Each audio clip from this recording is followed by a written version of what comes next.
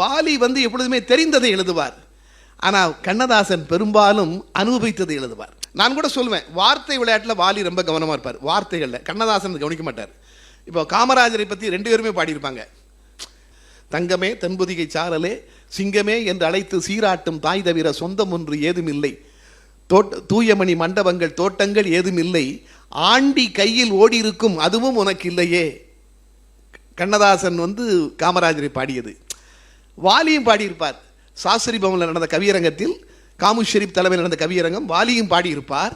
சாஸ்திரி வரவும் இந்திரா வரவும் சந்தர்ப்பம் தந்தவன், ஒரு மேஸ்திரி போல மெல்ல ஒதுங்கி பாரத நாட்டை பார்வையிட்டான்.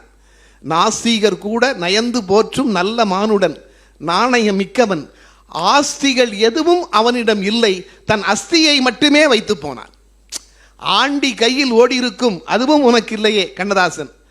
ஆஸ்திகள் எதுவும் அவனிடம் இல்லை, தன் அஸ்தியை மட்டுமே வைத்து போனான் வாலி. நான் சொல்லுவேன், நீங்கள் ஒரு வார்த்தையிலையும் விளையாடுறேன், நீங்கள் ஏதாவது சொல்லுவேன், அதாவது தனி ஒத்துக்கொள்ளவே மாட்டார். அந்த இடத்த விட இந்த இடம் எனக்கு நல்லா இருக்குன்னு சொன்னாலும் ஒத்துக்க மாட்டார். அதே மாதிரி நீங்கள் அவங்க 2 பேரும் அப்படித்தான்.